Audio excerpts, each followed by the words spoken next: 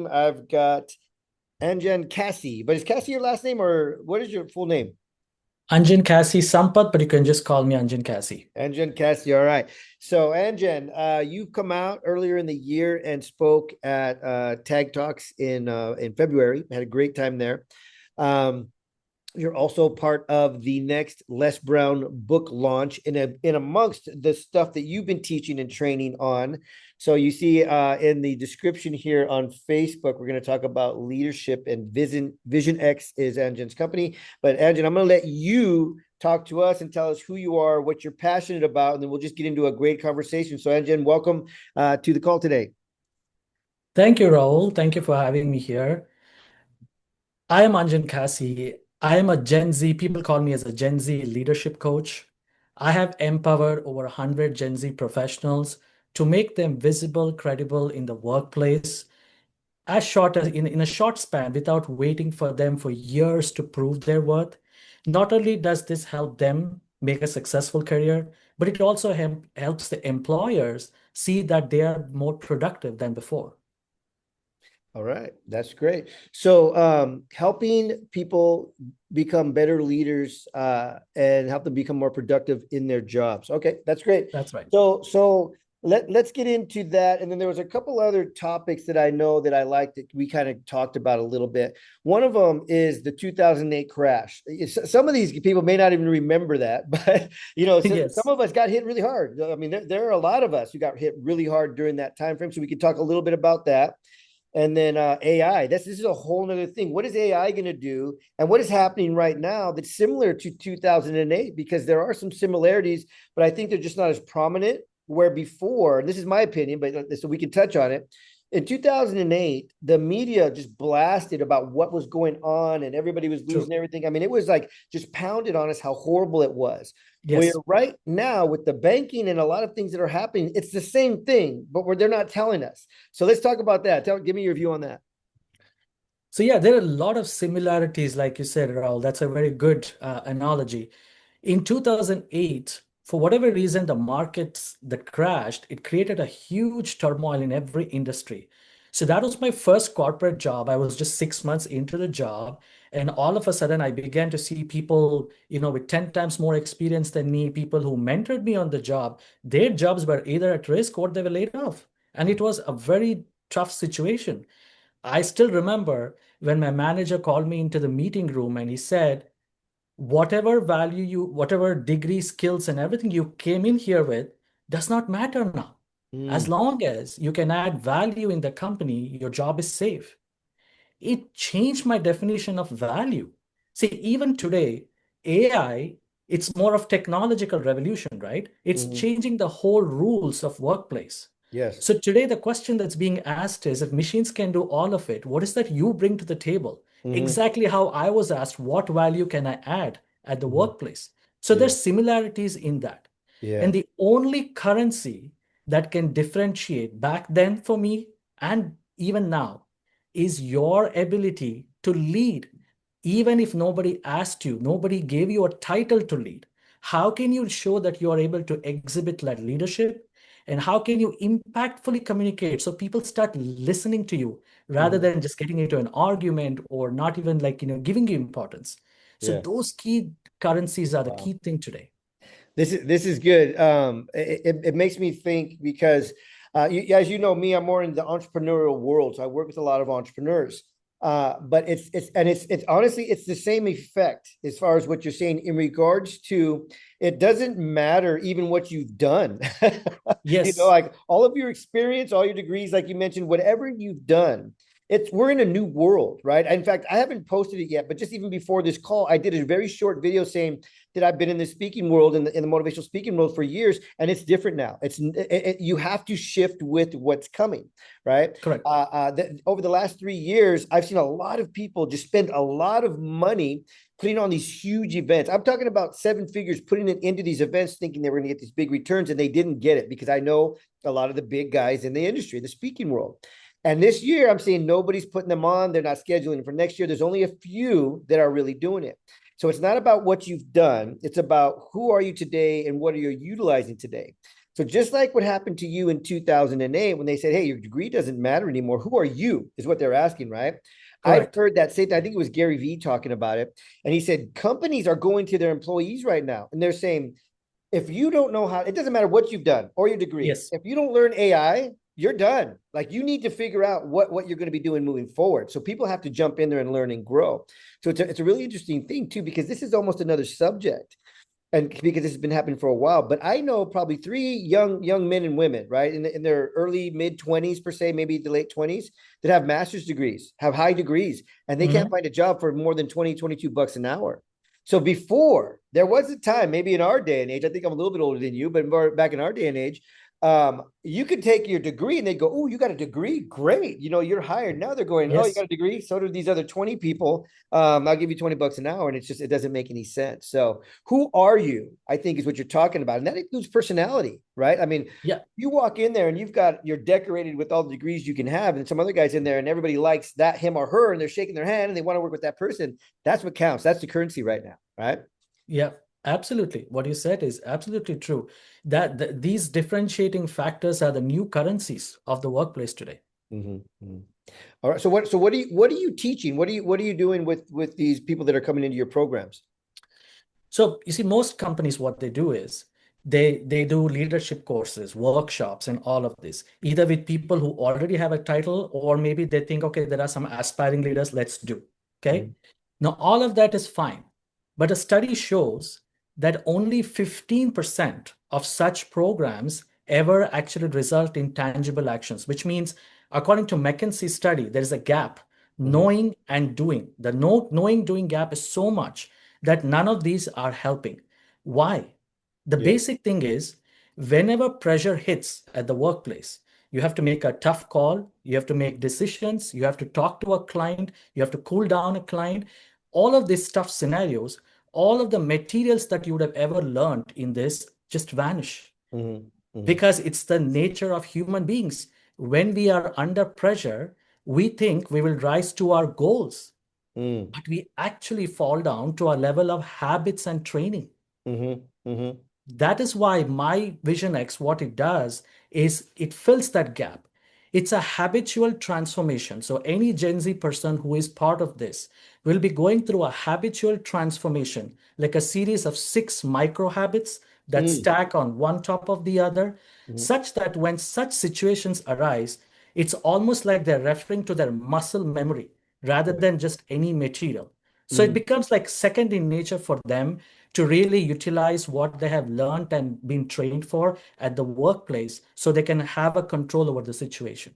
Interesting. Okay. All right. So going back to my corporate life, because I got out of the corporate world back in, it's been over 20 years now. Actually, I think I retired from the corporate world in 2005, about around that time. And what I remember, right, is that I was working for a Fortune 500 company. I was on a management team. Mhm. And what I really liked about that company is that they did focus on leadership for management level. And they had 26 locations. I think around 26 locations all over the United States. And they were all big facilities that had from GM, plant manager, production manager. I mean, the whole corporate team each facility had. And what I really loved about that company is they were so big on leadership. I mean, John Maxwell, keys to this, keys to that. We had to study. We had to, they would pull every manager from all 26 locations together in one location twice a year. And we'd have to spend 4 days studying, right? And, Okay. the questions for me used to come up like, well, what about all the managers are leaving the plant? And they say, well, your job is to get people to be able to do your job. So you should be able to leave your position for 4 days. If you can't, then it's something that you're doing wrong, right? And then we'd go and we'd learn and we'd train. But what I found is everything that they taught me in the corporate world to manage my teams, they were teaching me to manage people. And the same concepts that I got out of Mhm. the leadership training, I started to use in my household, right? It was just like, wow, this is the same. We're dealing with people. So it doesn't matter if you're at home, at work, at the grocery store, we're learning to deal with people. And what came from that many years later in my own entrepreneurial world is what I realized, and this is a quote that I use all the time, is 90% of business problems are people's personal problems in disguise. Absolutely. 90% of business problems, whether it be a business or you work for a company, are people's personal problems in disguise. Because, like you mentioned, people, and I don't think you used this word, but it meant the same thing. When people are pressured, they get triggered. Okay. Yes. But they're triggered based on their life, right? You know, we can get into psychology and neuroscience and trauma and all of these things, but basically we're triggered from what's happening in front of us right here and now based on something we've experienced in the past. So understanding who you are and why you are, that's a big thing about what I teach and talk about. You know that that'll Yeah. help you in life in general, with your kids, with your relationships, with your money, and obviously with the corporate world also. So Right. what you're doing, I think, is fantastic because you're helping either the individual that works for a company, or I'm hoping companies in itself, with those leaderships. Like I agree with you. There's some leadership trains that come in, they do 2 or 3 days, they're gone, and nobody even remembers anything they taught. Right. So what tools are you using for the impact to stick after you're done working with the company? So when I have worked with these professionals, I get their feedback.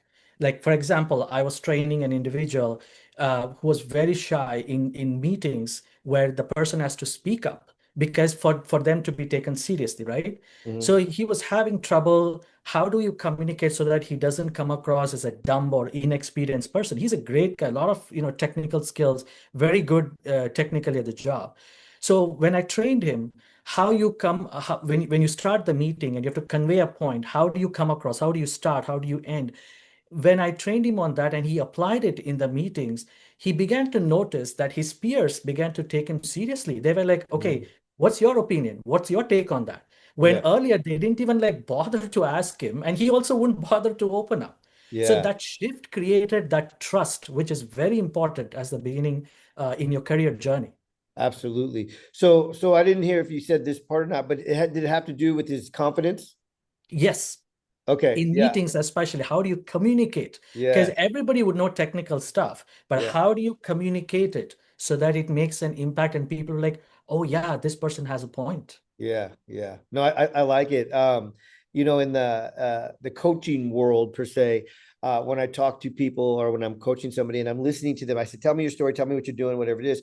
Well, I'm trying to do this and I want to do that, and I think I'm trying. All these types of words. Yes. I said, "You got to cut all that out, man." Yes. And I'll tell you, somebody told me this probably 10 years ago. I was talking to one of my mentors, and I was telling him what I wanted to do.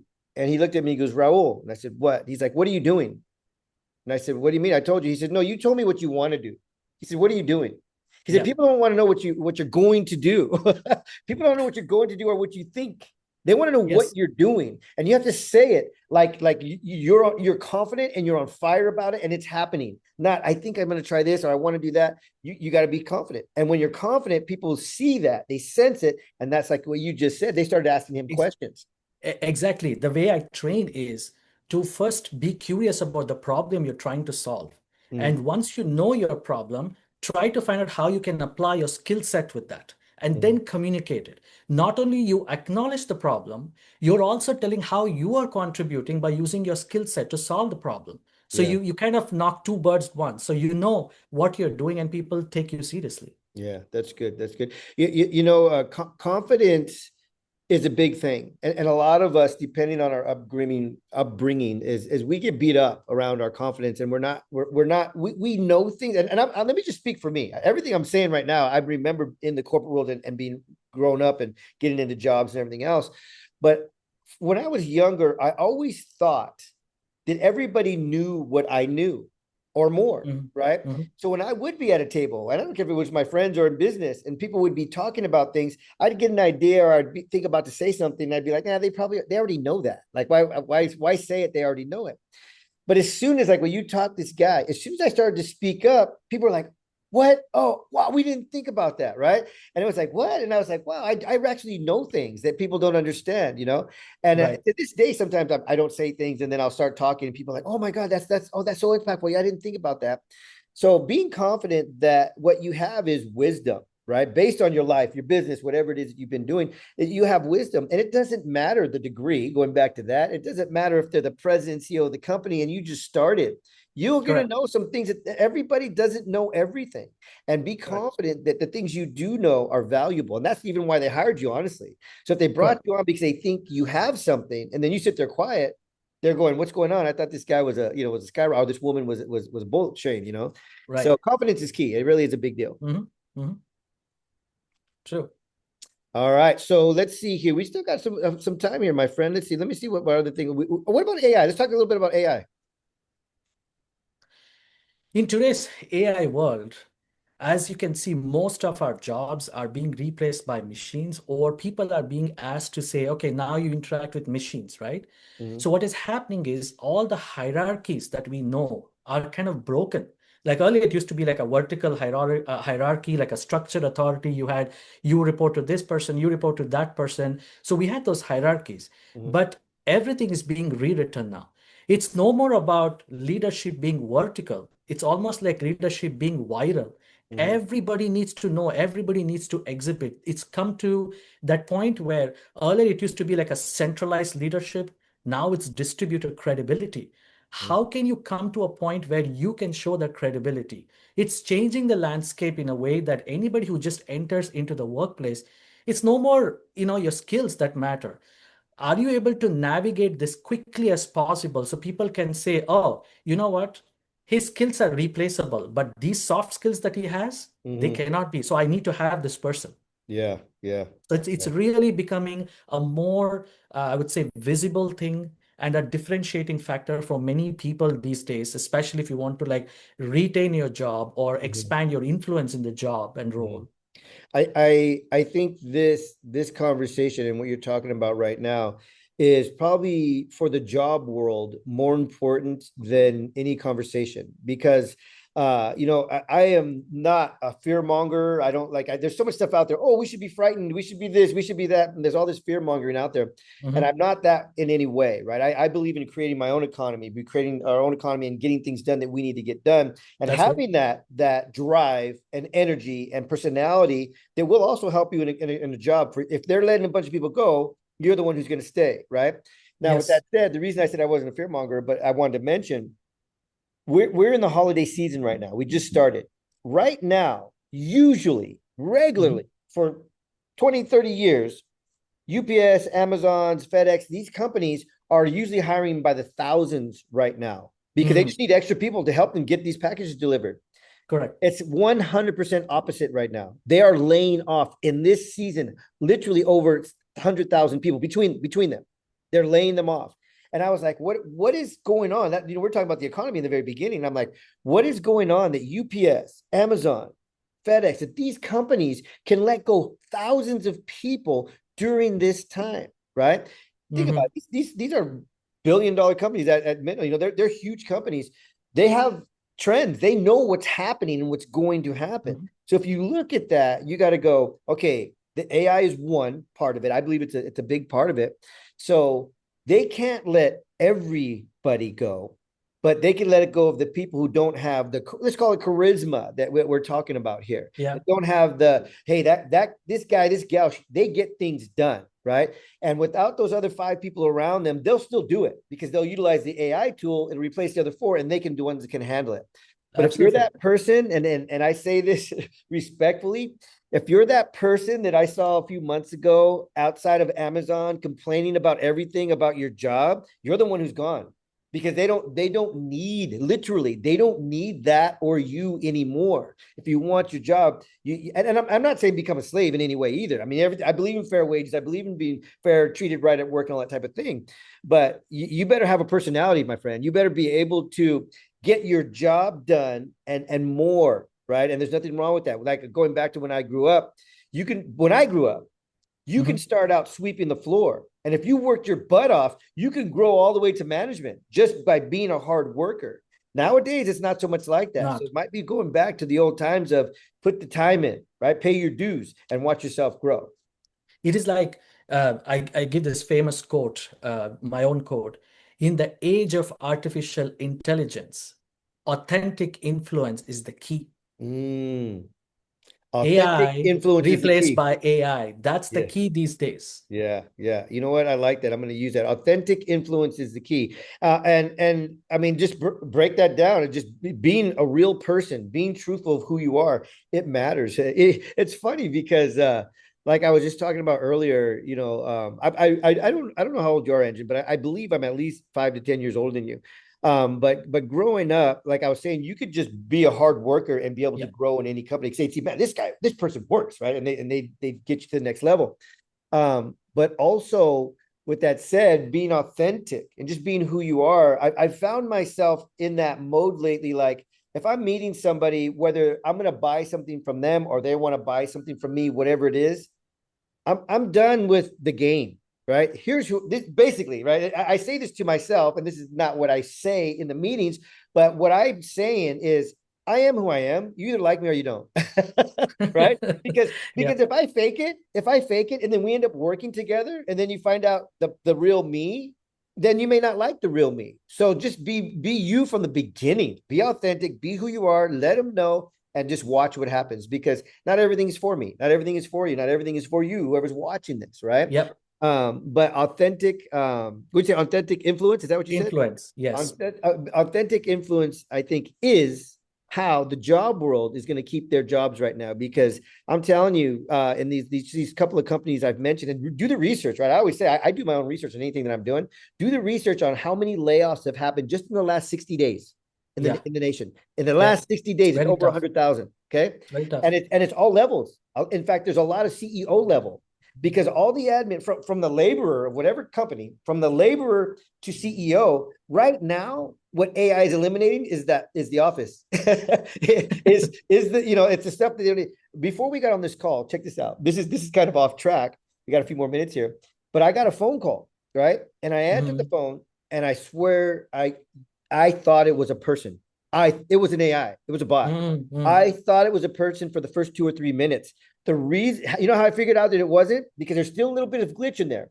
Uh-huh. So if you know how AI works, and these auto agents or whatever you want to call them, is they basically put a script in there, right? They put a script, and then when you're talking to it and you're asking it questions, it just reads the script and it says back the right answer or what the answer should be. That's kind of how it works. However, if you don't watch the dashes or the dollar signs like that, it'll say it. $sign 150, $sign period. It'll say those things because it doesn't know. It just repeats everything that's reading, right? Correct. Correct. So, Yeah. so I was having this conversation. I swear I thought it was a person, and then it said something about $150,000, and it said $150. And I heard it the first time. I was like, what? And I just kept talking. I thought it was a person, and then again it said, well, would you be excited about $150? And I go, what are you talking about? What does the $150 mean? And then it's paused, and it goes, oh, I'm sorry, I meant 150,000. And I thought, this is a freaking AI bot. And I just hung up. I just hung up the phone, and I was said, that's what's happening, right? And right Yeah. now, we can still tell a little bit. But I'll tell you what, in 2 months, 3 months, 4 months, you are not going to know. I mean, I might not even be talking to a person right now. You might be a hologram, and no one's I going know. I know it's very tough. We just don't know. There's the gray lines are just getting blur and blur and blur. You really don't know. Yeah, it's a wild time. So this is kind of off subject question. I want to let you finish up. I always let the interviews you finish up with your final thoughts.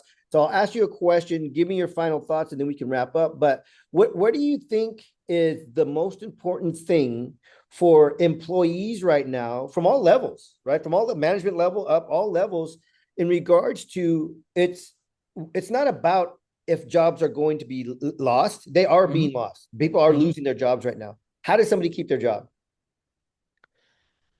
Identify how you can really find out or identify a problem that you Mm, can really solve mm, using your skill set, even if nobody asked you. Give them a blueprint, give them a solution, and tell them that, if you solve this, this is the kind of money you're going to save. Don't wait for instructions. Take that initiative, figure out. It could be very well within your own, team, or it could be even in your peer teams. But yeah. just keep your feet on the ground, your ears to the ground. Just understand what is that you can do Hmm. instead of waiting for an instruction. Because what happens that is it shows that you are proactive, in identifying what the corporate is trying to solve. Mm-hmm. So the chances are at least people will give you a chance. Okay, let's, consider him because he or she is really interested to solve a problem.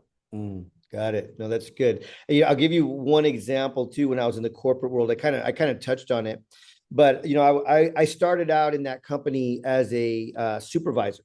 Okay, and there were three supervisors, one on each shift, and then I wanted to be the plant manager, right? And Mhm. the current no, I wanted to be the production manager, and the current production manager said, "Well, hey, I want to be the plant manager." And he's like, "Do you know how we both grow?" And I said, "How?" He goes, "Start doing my job." And I go, "What?" Mm. He's like, "Start doing my job as Mhm. the supervisor. You'll free me up to start doing my boss's job as the plant manager. And guess what? When it's time, people aren't even going to ask who's going to be hired. They're going to know you're already doing the job. They've been watching you do it for 6 months, a year. So when it opens up, it's yours." And I said, "Okay." And so I started doing exactly that. I was talking about when managers leave and all that type of thing. Anytime he was gone, boom, I stepped up. I was leading the whole company, doing everything I had to Very do. nice. When his boss was gone, he stepped up. He was managing the whole plant, doing everything else he Very had to good. do, and that's exactly what happened when it came time open. Hey, we're looking for a production manager. They were like, "Well, isn't that Mhm. Raul?" Like it wasn't a question. It was like, "Oh, isn't that Raul? Like that's Raul, right? He's already doing it." So yeah, I mean there's a lot of good tips and tools that you've given here, but one of them is, and honestly, it goes back to a Think and Grow Rich. Napoleon Hill said that. I'm going to mess up the quote.